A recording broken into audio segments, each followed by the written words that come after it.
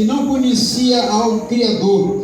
Mas Paulo, inspirado pelo Espírito Santo, levado pelo Espírito Santo, chegou nessa cidade, e lá ele pôde, aleluia, ganhar muitas almas para Jesus, aleluia. E então ele começou a ensinar ao povo. Ele escreveu esta carta para a igreja, ensinando os irmãos a maneira certa de se comportarem diante de Deus quando se reunissem para se confraternizar, aleluia. Porque lá eles tinham um período que eles se reuniam para se confraternizar com o jantar, que era chamado a festa do amor ágape, né? Eles se reuniam. Só que, no entanto, tinha uns que estavam confundindo as coisas, porque tinha irmãos que tinham bastante alimento, já tinha outros que não tinham o alimento para se confraternizar com os irmãos. Então, geralmente, aqueles que tinham compartilhavam com os que não tinham, e assim eles viviam em comunhão, aleluia, se alegrando uns com os outros. Mas, no entanto, a igreja de Coríntio, ela não tinha aprendido ainda.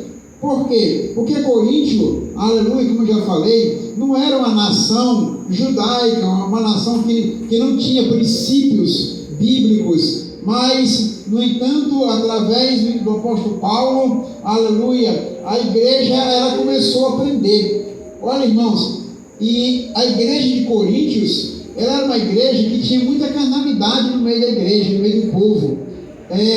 Tinha entre os irmãos um enteado, que tinha um caso com a madrasta, a esposa do pai, e ele era da igreja.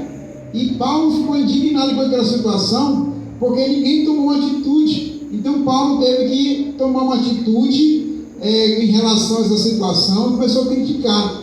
Mas o que eu posso observar, queridos, é que mesmo assim o Espírito Santo atuava de uma maneira diferente naquela igreja. Por quê? Porque Paulo, escrevendo mais tarde, ele diz que onde o pecado abundou, a graça superabundou. Aleluia. O que isso quer dizer? Embora a igreja de Corinto tinha muitas pessoas erradas, mas era a única igreja onde os irmãos tinham os 9 dons espirituais. Era a igreja de Corinto.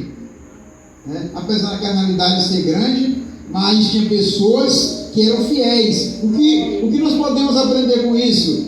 Que sempre em cada igreja, em cada ministério, tem pessoas que servem a Deus e tem aquelas que não servem da maneira correta. Jesus nos falou que é necessário que isso aconteça.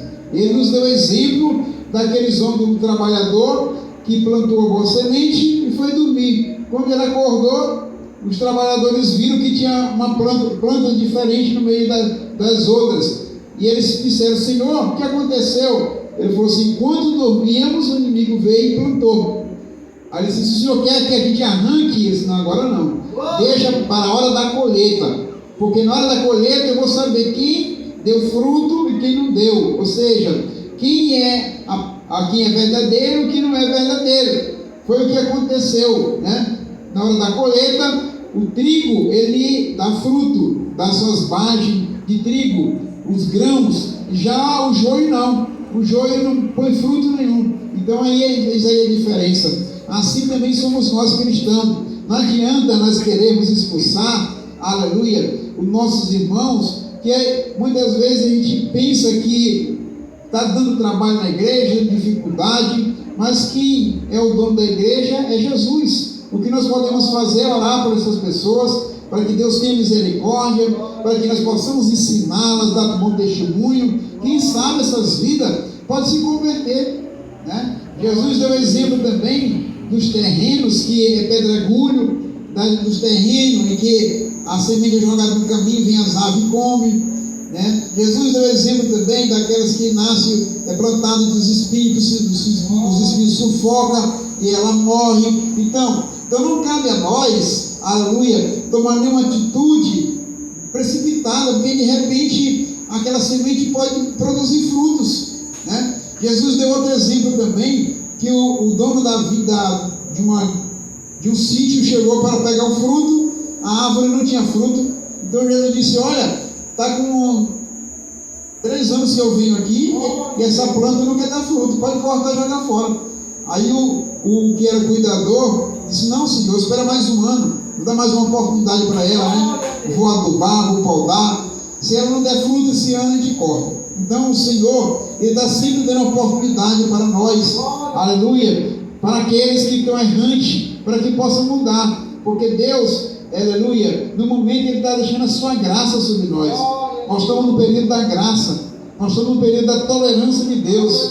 Ele está tolerando muitas coisas para quê? Para que o homem venha se arrepender, aleluia. Então vai chegar um momento que não terá mais essa graça, quando o tempo da graça se fundar, ou seja, quando as portas se fecharem, não tem mais como o homem se arrepender para alcançar misericórdia, aleluia. Como exemplo das virgens, as virgens imprudentes não estavam preparadas e retornaram, retrocederam, foram buscar, aleluia, o azeite. Quando voltaram, a porta estava fechada, ou seja, perdeu a oportunidade. Então o Senhor está sempre dando oportunidade para o homem, para as pessoas se arrependerem, voltarem-se para Ele, deixar os seus maus caminhos, aleluia, e receber o perdão, aleluia, para a vida eterna. Então a igreja de Corinto, queridos, como já acabamos de explicar, era uma igreja que não tinha costume ainda, ela precisava aprender.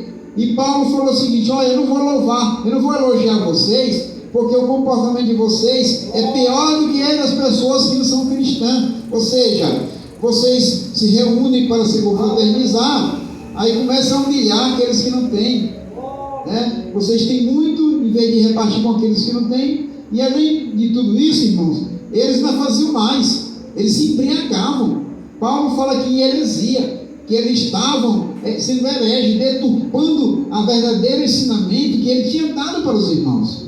Ele tinha ensinado para os irmãos que tinha que se abster de tudo aquilo que fazia parte da idolatria. E no entanto, eles estavam ali sendo glutão, sendo beberrões, fazendo a vontade da carne e entristecendo o Espírito Santo.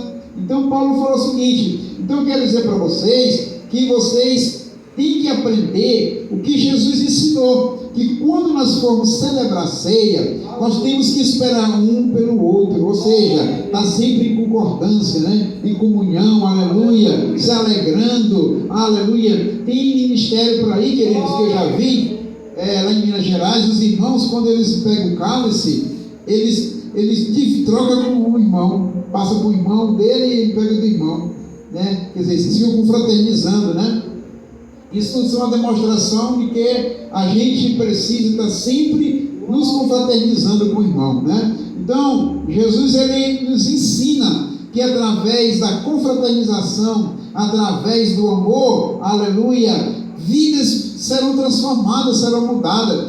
Quantas vezes nós também não fomos assim e o Senhor mudou a nossa vida através do seu amor? Então Ele quer também que nós passamos este amor para frente, para que as pessoas também venham sentir este amor. Então Paulo continua ensinando a igreja, dizendo: irmãos, aleluia, eu quero dizer para vocês que Jesus falou que no dia em que ele foi cear com os discípulos, teve também Judas, que foi um traidor. Ou seja, não existem pessoas infiéis só no meio de vocês, não. Com o próprio Salvador também tinha um que era infiel, que foi desobediente, deu lugar ao pecado, e o inimigo usou. No entanto, ele tomou ceia, mas ele tomou indignamente. Ele não era digno, não estava preparado para cear.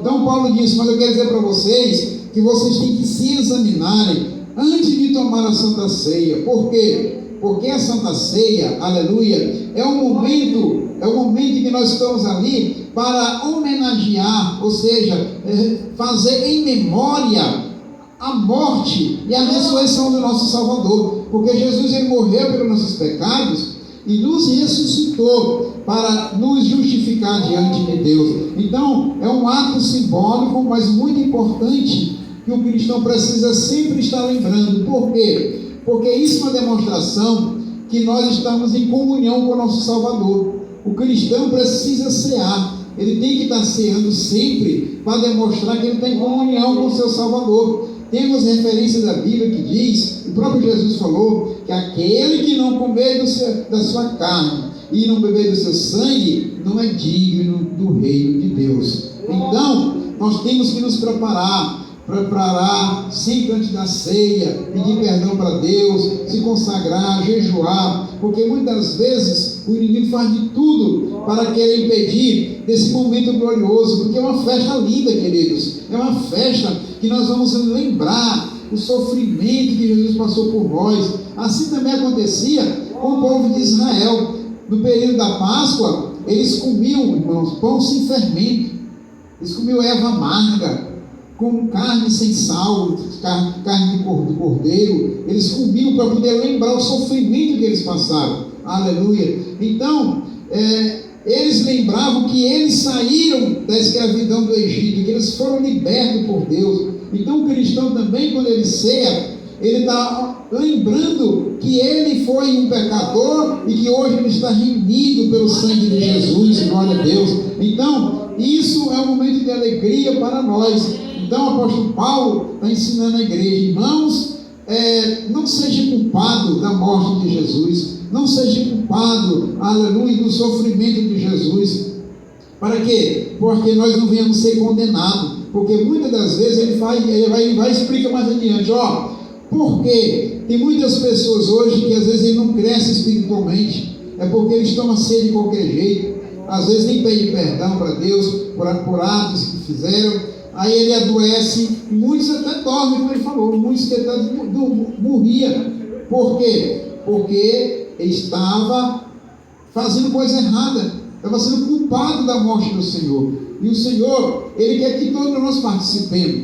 O que Ele quer que nós, pelo menos, que a gente reconheça que a gente errou e que a gente precisa de perdão. Não custa nada a gente dobrar o joelho e dizer: Senhor, eu errei, eu pequei, me ajude, eu preciso ser, eu quero estar em comunhão com o Senhor. Aí o Espírito Santo vem, aleluia, e nos refrigere, aleluia, e nos renova diante de Deus, trazendo o sangue de Jesus e asperge sobre nós, e o nosso coração é purificado. Amém? Glória a Deus, louvado seja o nome do Senhor.